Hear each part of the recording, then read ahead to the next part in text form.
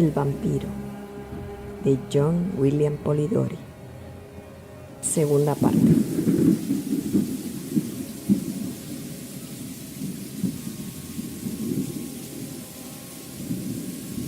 No vio más que densas tinieblas, pero el sonido le guió. Aparentemente, nadie se había dado cuenta de su presencia, pues aunque llamó, los mismos sonidos continuaron sin que nadie reparase al parecer en él. No tardó en tropezar con alguien a quien apresó inmediatamente. De pronto, una voz volvió a gritar de manera ahogada, y al grito sucedió una carcajada. Aubrey hallóse al momento asido por una fuerza sobrehumana. Decidido a vender cara a su vida, luchó, mas en vano. Fue levantado del suelo y arrojado de nuevo al mismo, con una potencia enorme. Luego, su enemigo se le echó encima y, arrodillado sobre su pecho, le rodeó la garganta con las manos. De repente, el resplandor de varias antorchas entrevistas por el agujero que hacía las veces de ventana vino en su ayuda. Al momento, su rival se puso de pie y, separándose del joven, corrió hacia la puerta.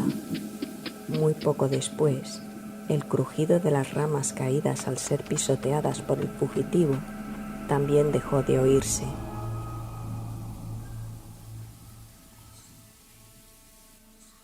La tormenta había cesado y Aubrey, incapaz de moverse, gritó, siendo oído poco después por los portadores de antorchas.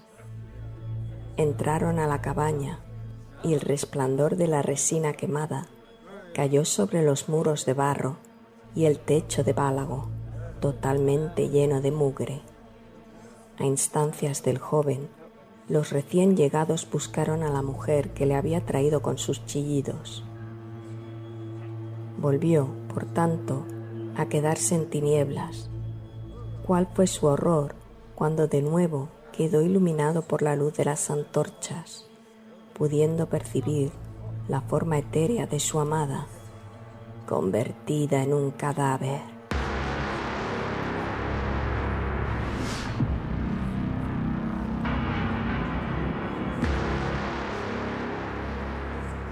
Cerró los ojos, esperando que solo se tratase de un producto espantoso de su imaginación, pero volvió a ver la misma forma al abrirlos, tendida a su lado. No había el menor color en sus mejillas, ni siquiera en sus labios, y en su semblante se veía una inmovilidad que resultaba tan atrayente como la vida que antes lo animara. En el cuello y en el pecho había sangre, en la garganta las señales de los colmillos que se habían hincado en las venas. ¡Un vampiro! ¡Un vampiro!, gritaron los componentes de la partida ante aquel espectáculo. Rápidamente construyeron unas parihuelas y Aubrey echó a andar al lado de la que había sido el objeto de tan brillantes visiones, ahora muerta en la flor de su vida. Aubrey no podía ni siquiera pensar, pues tenía el cerebro ofuscado, pareciendo querer refugiarse en el vacío. Sin casi darse cuenta, empuñaba en su mano una daga de forma especial que había encontrado en la choza. La partida no tardó en reunirse con más hombres, enviados a la búsqueda de la joven por su afligida madre. Los gritos de los exploradores, al aproximarse a la ciudad, advirtieron a los padres de la doncella que había sucedido una horrorosa catástrofe. Sería imposible describir su dolor. Cuando comprobaron la causa de la muerte de su hija, miraron a Aubrey y señalaron el cadáver. Estaban inconsolables y ambos murieron de pesar.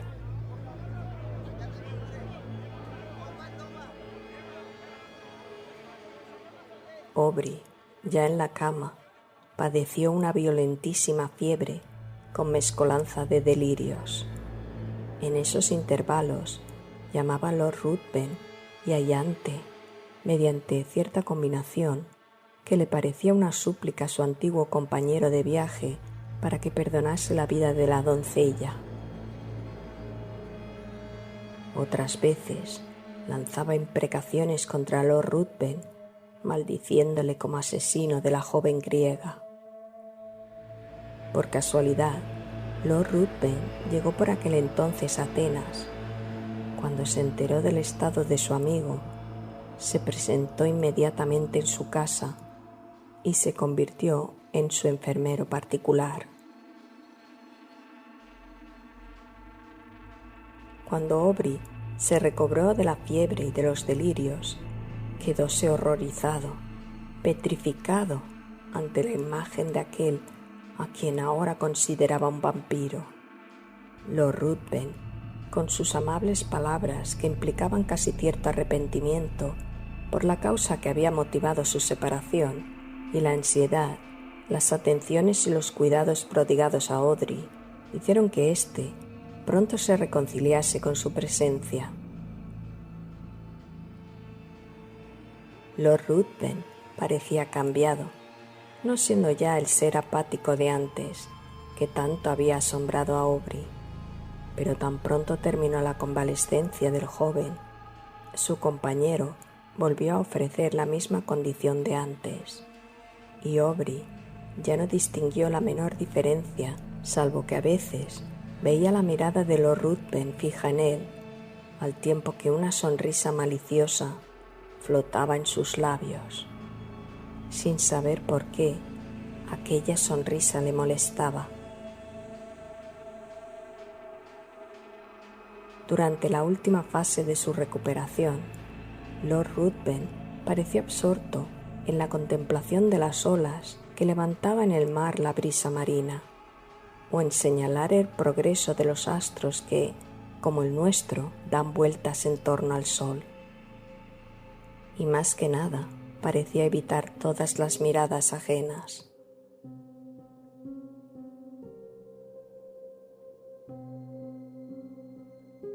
Aubrey, a causa de la desgracia sufrida, tenía su cerebro bastante debilitado, y la elasticidad de espíritu, que antes era su característica más acusada, parecía haberle abandonado para siempre. No era tan amable del silencio y la soledad como Lord Ruthven, pero deseaba estar solo, cosa que no podía conseguir en Atenas.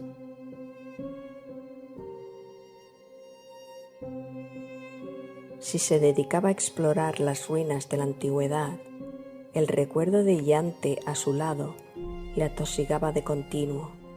Si recorría los bosques, el paso ligero de la joven parecía corretear a su lado, en busca de la modesta Violeta.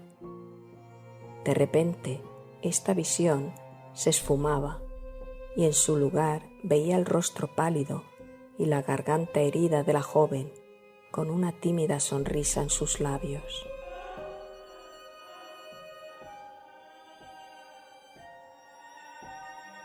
Decidió rehuir tales visiones, que en su mente creaban una serie de amargas asociaciones. De este modo, le propuso a Lord Ruthven, a quien sentíase unido por los cuidados que aquél le había prodigado durante su enfermedad, que visitasen aquellos rincones de Grecia que aún no habían visto. Los dos recorrieron la península en todas las direcciones, buscando cada rincón que pudiera estar unido a un recuerdo. Pero aunque lo exploraron todo, nada vieron que llamase realmente su interés. Oían hablar mucho de diversas bandas de ladrones, mas gradualmente fueron olvidándose de ellas, atribuyéndolas a la imaginación popular o a la invención de algunos individuos cuyo interés consistía en excitar la generosidad de aquellos a quienes fingían proteger de tales peligros.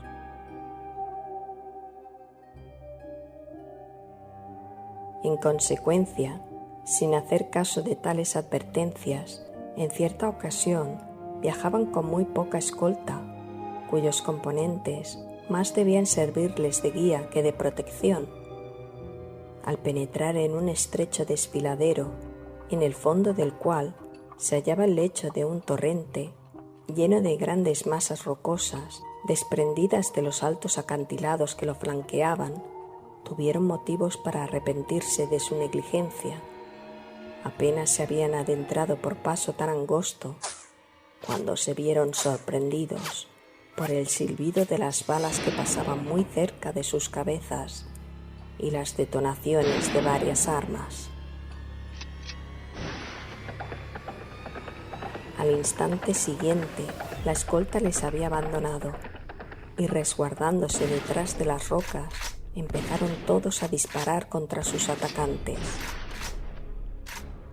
Lord Ruthven y Aubrey, imitando su ejemplo, se retiraron momentáneamente al amparo de un recodo del desfiladero, avergonzados por asustarse tanto ante un vulgar enemigo que con gritos insultantes les combinaba seguir avanzando, y estando expuestos al mismo tiempo a una matanza segura si alguno de los ladrones se situaba más arriba de su posición y les atacaba por la espalda, determinaron precipitarse al frente en busca del enemigo. Apenas abandonaron el refugio rocoso, Lord Ruthven recibió en el hombro el impacto de una bala que le envió rodando al suelo. Aubrey corrió en su ayuda, sin hacer caso del peligro a que se exponía, mas no tardó en verse rodeado por los malhechores, al tiempo que los componentes de la escolta, al ver herido a Lord Ruthven, levantaron inmediatamente las manos en señal de rendición. Mediante la promesa de grandes recompensas, Aubrey logró convencer a sus atacantes para que trasladasen a su herido amigo a una cabaña situada no lejos de allí. Tras haber concertado el rescate a pagar, los ladrones no le molestaron, contentándose con vigilar la entrada de la cabaña hasta el regreso de uno de ellos, que debía percibir la suma prometida gracias a una orden firmada por el joven. Las energías de Lord Ruthven disminuyeron rápidamente.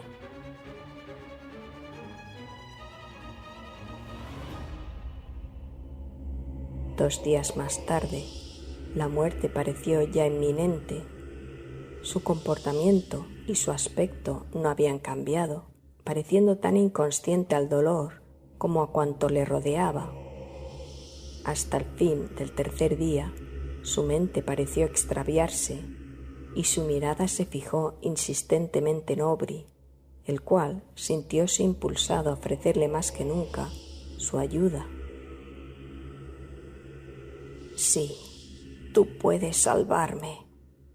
Puedes hacer aún mucho más. No me refiero a mi vida, pues temo tan poco a la muerte como al término del día. Pero puedes salvar mi honor.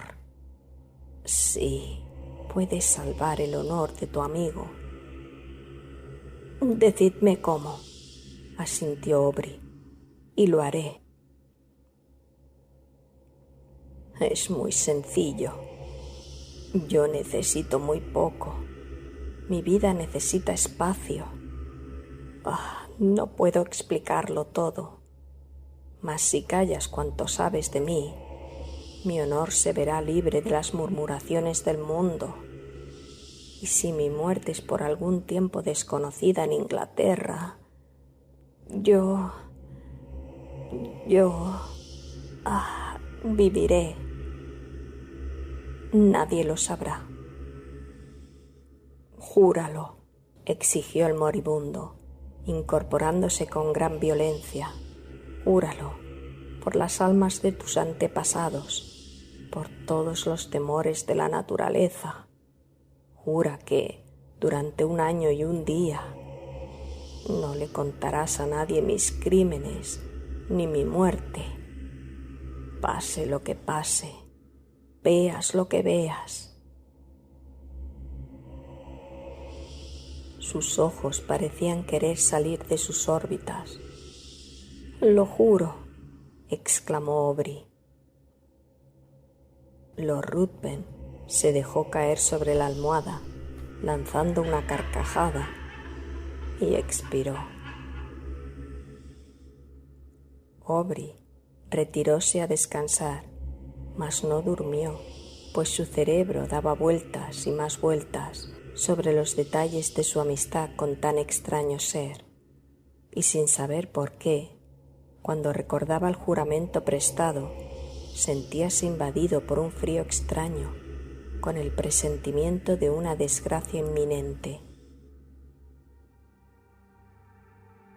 Levantóse muy temprano al día siguiente e iba ya a entrar en la cabaña donde había dejado el cadáver, cuando uno de los ladrones le comunicó que ya no estaba allí, puesto que él y sus camaradas lo habían transportado a una cima de la montaña, según la promesa hecha al difunto de que lo dejarían expuesto al primer rayo de luna después de su muerte. Aubrey quedóse atónito ante aquella noticia. Junto con varios individuos, decidió ir hacia donde había dejado a Lord Ruthven para enterrarlo debidamente. Pero, una vez en la cumbre de la montaña, no halló ni rastro del cadáver, ni de sus ropas, aunque los ladrones juraron que era aquel el lugar en que dejaron al muerto.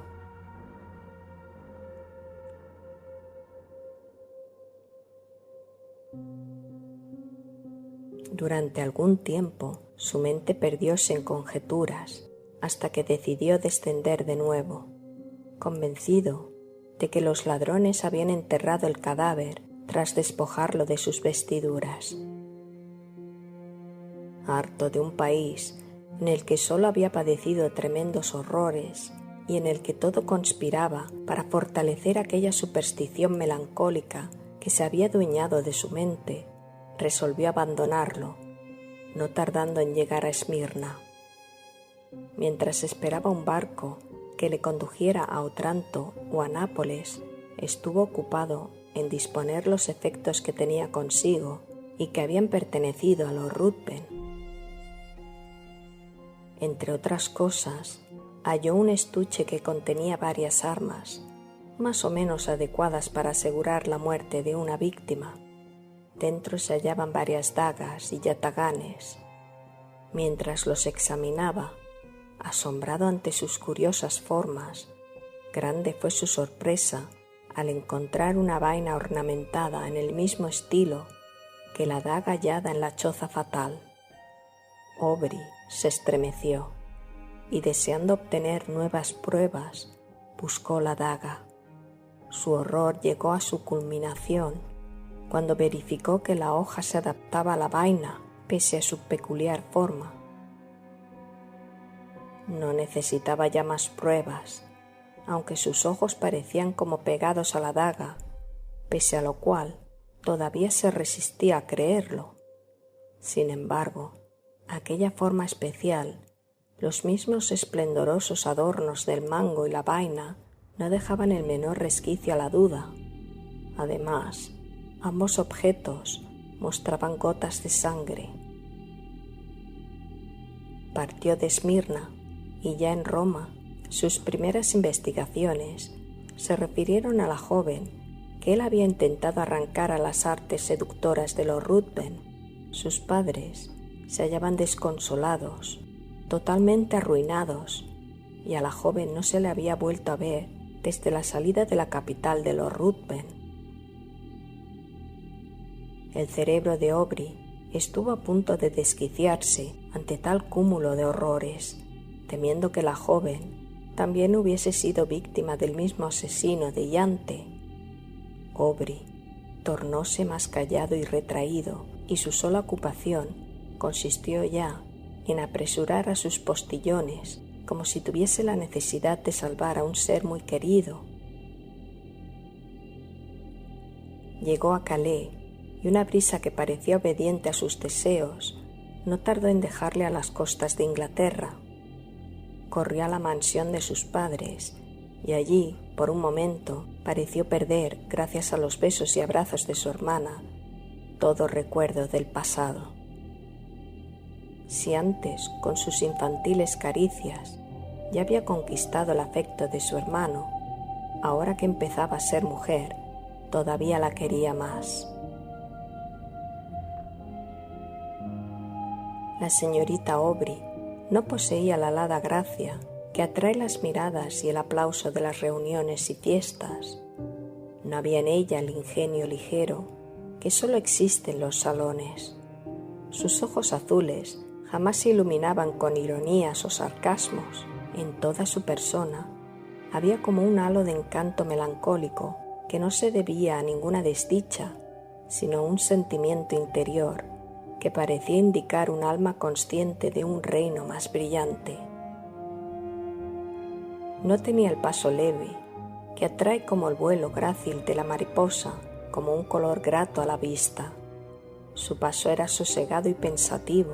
Cuando estaba sola, su semblante jamás se alegraba con una sonrisa de júbilo, pero al sentir el afecto de su hermano y olvidar en su presencia los pesares que le impedían el descanso, ¿quién no habría cambiado una sonrisa por tanta dicha? Era como si los ojos de la joven, su rostro entero, jugasen a la luz de su esfera propia. Sin embargo, la muchacha solo contaba 18 años, por lo que no había sido presentada en sociedad, habiendo juzgado sus tutores que debían demorarse tal acto hasta que su hermano regresara del continente, momento en que se constituiría en su protector. Por tanto, resolvieron que darían una fiesta con el fin de que ella apareciese en escena. Aubrey habría preferido estar apartado de todo bullicio, alimentándose con la melancolía que le abrumaba. No experimentaba el menor interés por las frivolidades de personas desconocidas, aunque se mostró dispuesto a sacrificar su comodidad para proteger a su hermana.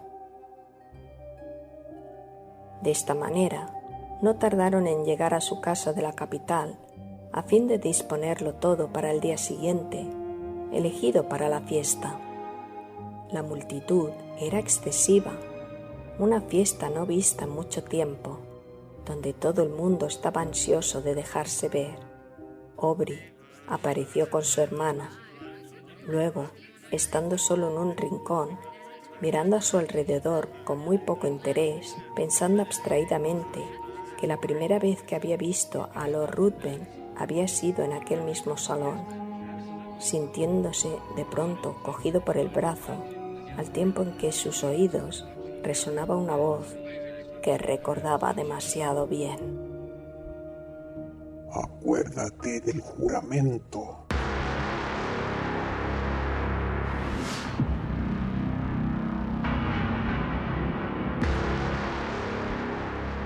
Aubrey apenas tuvo valor para volverse, temiendo ver a un espectro que le podría destruir, y distinguió no lejos a la misma figura que había atraído su atención cuando, a su vez, él la había encontrado por primera vez en sociedad. Contempló aquella figura fijamente hasta que sus piernas casi se negaron a sostener el peso de su cuerpo.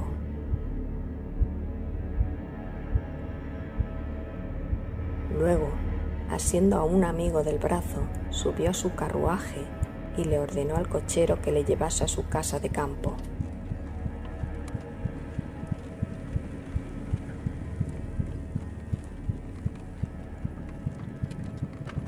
Una vez allí, empezó a pasearse agitadamente, con la cabeza entre las manos, como temiendo que sus pensamientos le estallaran en el cerebro.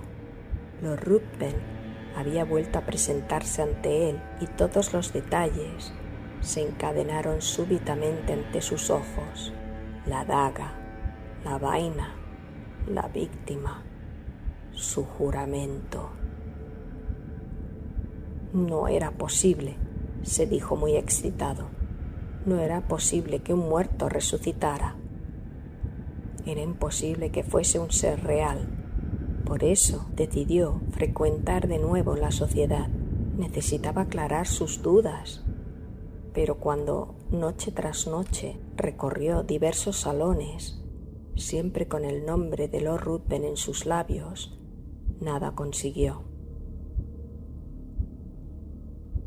Una semana más tarde, acudió con su hermana a una fiesta en la mansión de unas nuevas amistades.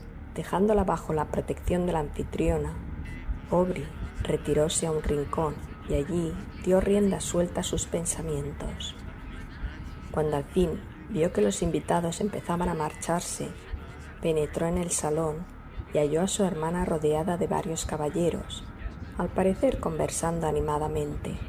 El joven intentó abrirse paso para acudir junto a su hermana, cuando uno de los presentes, al volverse, le ofreció aquellas facciones que tanto aborrecía. Aubrey dio un tremendo salto, tomó a su hermana del brazo y apresuradamente la arrastró hacia la calle. En la puerta encontró impedido el paso por la multitud de criados que guardaban a sus respectivos amos. Mientras trataba de superar aquella barrera humana, volvió a su oído la conocida y fatídica voz: Acuérdate del juramento. No se atrevió a girar y, siempre arrastrando a su hermana, no tardó en llegar a casa. Aubrey empezó a dar señales de desequilibrio mental. Si antes su cerebro había estado solo ocupado por un tema, ahora se hallaba totalmente absorto en él, teniendo ya la certidumbre de que el monstruo continuaba viviendo. No paraba ya mientes en su hermana y fue inútil que ésta tratara de arrancarle la verdad de tan extraña conducta. Aubrey limitábase a proferir palabras casi incoherentes que aún aterraban más a la muchacha. Cuando Aubrey más meditaba en ello, más trastornado estaba. Su juramento le abrumaba. Debía permitir, pues, que aquel monstruo rondase por el mundo en medio de tantos seres queridos, sin delatar sus intenciones. Su misma hermana había hablado con él, pero, aunque quebrantase su juramento y revelase las verdaderas intenciones de Lord Ruthven, ¿quién le iba a creer? Pensó en servirse de su propia mano para desembarazar al mundo de tan cruel enemigo. Recordó, sin embargo, que la muerte no afectaba al monstruo. Durante días permaneció en tal estado, encerrado en su habitación, sin ver a nadie, comiendo solo cuando su hermana le apremiaba a ello con lágrimas en los ojos. Al fin, no pudiendo soportar por más tiempo el silencio y la soledad, salió de la casa para rondar de calle en calle, ansioso de descubrir la imagen de quien tanto le acosaba. Su aspecto distaba mucho de ser atildado, exponiendo sus ropas tanto al feroz sol de mediodía como a la humedad de la noche. Al fin, nadie pudo ya reconocer en él al antiguo Aubrey, y si al principio regresaba todas las noches a su casa, pronto empezó a descansar allí donde la fatiga le vencía. Su hermana, angustiada por su salud, empleó a algunas personas que le siguiesen, pero el joven supo distanciarlas, puesto que huía de un perseguidor más veloz que aquellas, su propio pensamiento. Su conducta, no obstante, cambió de pronto, sobresaltado ante la idea de que estaba abandonando a sus amigos con un feroz enemigo entre ellos, de cuya presencia no tenían el menor conocimiento. Decidió entrar de nuevo en sociedad y vigilarle estrechamente, ansiando advertir, a pesar de su juramento, a todos aquellos a quien Lord Ruthven demostrase cierta amistad. Mas al entrar en un salón, su aspecto miserable, su barba de varios días, resultaron tan sorprendentes, sus estremecimientos interiores tan visibles, que su hermana viose al fin obligada a suplicarle que se abstuviese, en bien de ambos, a una sociedad que le afectaba de manera tan extraña. Cuando esta súplica resultó vana, los tutores creyeron su deber interponerse y, temiendo que el joven tuviera trastornado el cerebro, pensaron que había llegado el momento de recobrar ante él la autoridad delegada por sus difuntos padres. Deseoso de precaverle de las heridas mentales y de los sufrimientos físicos que padecía diario en sus vagabundeos, e impedir que se expusiera a los ojos de sus amistades con las inequívocas señales de su trastorno, acudieron a un médico para que residiera en la mansión y cuidase de Aubrey. Este apenas pareció darse cuenta de ello, tan completamente absorta estaba su mente en el otro asunto. Su incoherencia acabó por ser tan grande que se vio confinado en su dormitorio. Allí pasaba los días tendido en la cama, incapaz de levantarse. Su rostro se tornó demacrado y sus pupilas adquirieron un brillo vidrioso. Solo mostraba cierto reconocimiento y afecto cuando entraba su hermana a visitarle. A veces se sobresaltaba y, tomándole las manos, con unas miradas que afligían intensamente a la joven, deseaba que el monstruo no la hubiese tocado ni rozado siquiera. «Ah, hermana querida, no le toques. Si de veras me quieres, no te acerques a él». Sin embargo, cuando ella le preguntaba a quién se refería, Aubrey se limitaba a murmurar: «Es verdad, es verdad». Y de nuevo se hundía en su abatimiento anterior, del que su hermana no lograba ya arrancarle.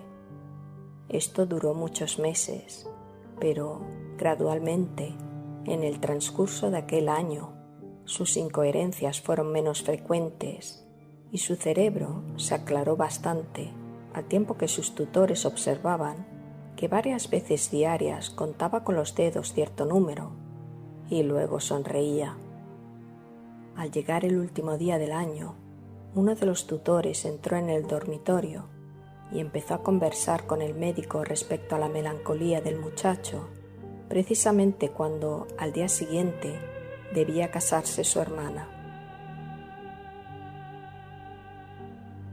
Instantáneamente, Aubrey mostróse alerta y preguntó angustiosamente con quién iba a contraer matrimonio. Encantados de aquella demostración de cordura, de la que le creían privado, mencionaron el nombre del conde de Marchen.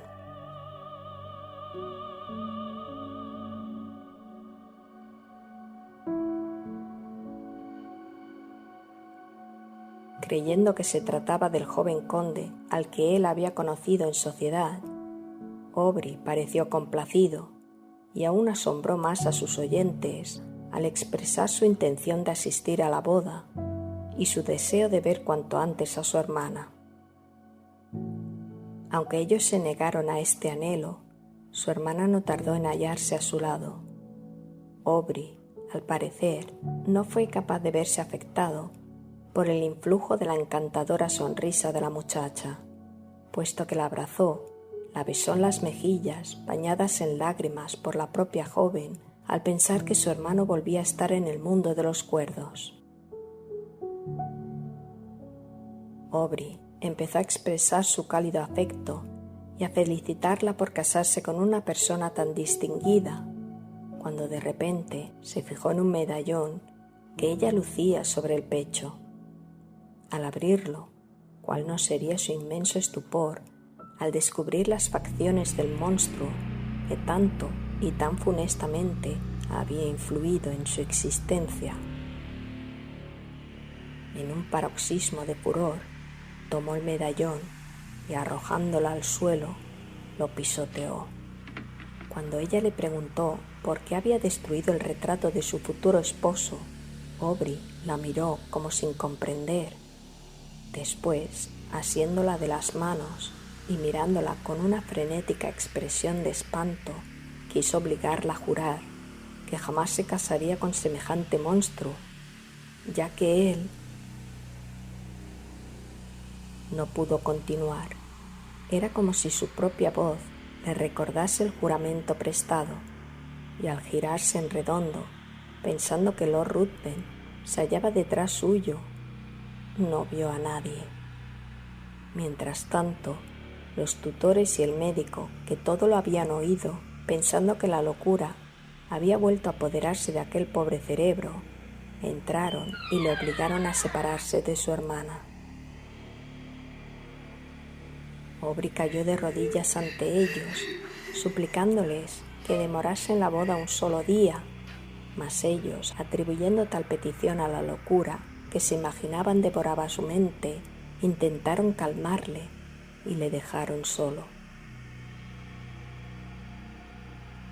Lord Ruthven visitó la mansión a la mañana siguiente de la fiesta y le fue negada la entrada como a todo el mundo. Cuando se enteró de la enfermedad de Aubrey, comprendió que era él la causa inmediata de la misma. Cuando se enteró de que el joven estaba loco, apenas si consiguió ocultar su júbilo ante aquellos que le ofrecieron esta información. Corrió a casa de su antiguo compañero de viaje y, con sus constantes cuidados y fingimiento del gran interés que sentía por su hermano y por su triste destino, gradualmente fue conquistando el corazón de la señorita Aubrey. ¿Quién podría resistirse a aquel poder? Lord Ruthven hablaba de los peligros que le habían rodeado siempre, del escaso cariño que había hallado en el mundo, excepto por parte de la joven con la que conversaba. Desde que la conocía, su existencia había empezado a parecer digna de algún valor, aunque solo fuese por la atención que ella le prestaba. En fin, supo utilizar con tanto arte sus astutas mañas, o tal fue la voluntad del destino, que Lord Ruthven conquistó el amor de la hermana de Aubrey. Gracias al título de una rama de su familia, obtuvo una embajada importante que le sirvió de excusa para apresurar la boda pese al trastorno mental del hermano, de modo que la misma tendría lugar al día siguiente, antes de su partida para el continente. Aubrey, una vez lejos del médico y el tutor, trató de sobornar a los criados, pero en vano.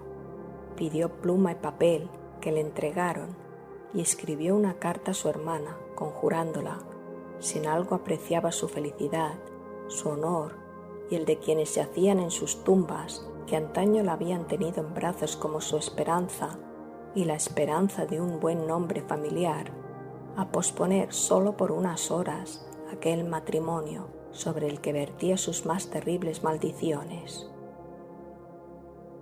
Los criados prometieron entregar la misiva, mas como se la dieron al médico, éste prefirió no alterar a la señorita Aubrey, con lo que consideraba era solamente la manía de un demente.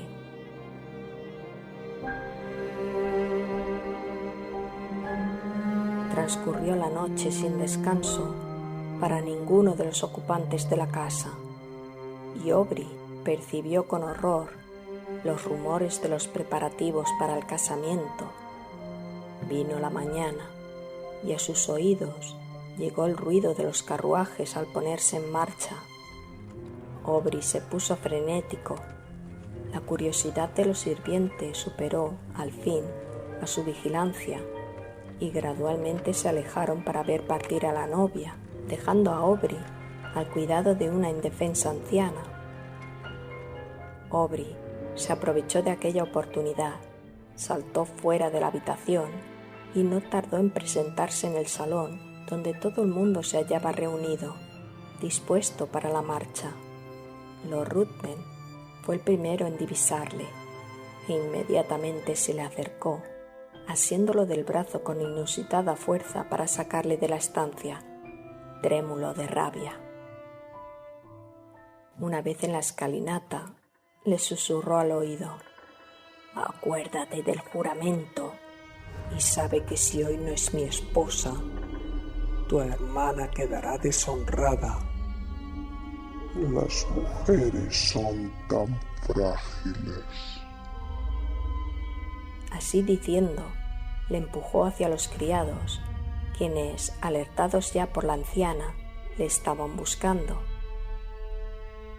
Aubrey no pudo soportarlo más y al no hallar salida a su furor, se le rompió un vaso sanguíneo y tuvo que ser trasladado rápidamente a su cama. Tal suceso no le fue mencionado a la hermana, que no estaba presente cuando aconteció, pues el médico temía causarle cualquier agitación. La boda se celebró con toda solemnidad y el novio y la novia abandonaron Londres. La debilidad de Aubrey fue en aumento y la hemorragia de sangre produjo los síntomas de la muerte próxima. Deseaba que llamaran a los tutores de su hermana y cuando éstos estuvieron presentes y sonaron las 12 campanadas de la medianoche, instantes que se cumplía el plazo impuesto a su silencio, relató apresuradamente cuanto había vivido y sufrido y falleció inmediatamente después.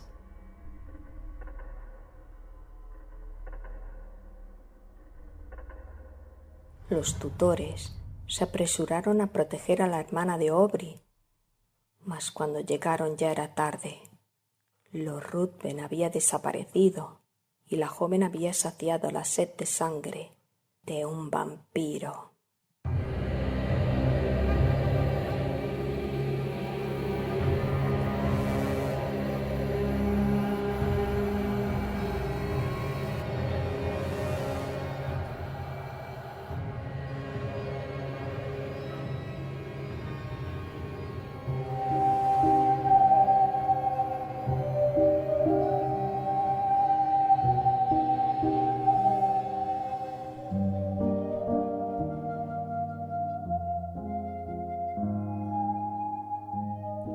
Y bien, mis queridas criaturas oscuras, espero que os haya gustado este relato, que quizá para nuestra sensibilidad moderna resulta un poco extraño, ya que el MacGuffin, aquello que Hitchcock denominaba la motivación que hace mover la obra y a los personajes, resulta un tanto extraño, ya que parece que el protagonista no tiene muy claras las prioridades y por un juramento a un tipo vicioso y psicopático se ve incapaz de salvar a su hermana. Sin embargo, siempre podemos pensar que tiene síndrome de Estocolmo, un síndrome de Estocolmo con esteroides, o que haya sido hipnotizado por una influencia vampírica e irresistible, o que quizá haya un sentimiento erótico o se haya enamorado del mismo vampiro, y eso explicaría que, pese a haber asesinado a su querida Yante, continúe el viaje con él. Pero bueno, eso ya os lo dejo a vosotros para que decidáis cuál es la explicación de por qué, por un juramento, por una cuestión de honor, no haya salvado a su propia hermana. La semana que viene juntaremos los 2 audios, los 2 capítulos, y tendréis también una breve biografía del autor. Así que os espero la semana que viene para que escuchéis el relato completo del vampiro de John William Polidori y su explicación y un poco de la biografía del autor. Espero que tengáis muy buenas noches, mis queridas criaturas oscuras.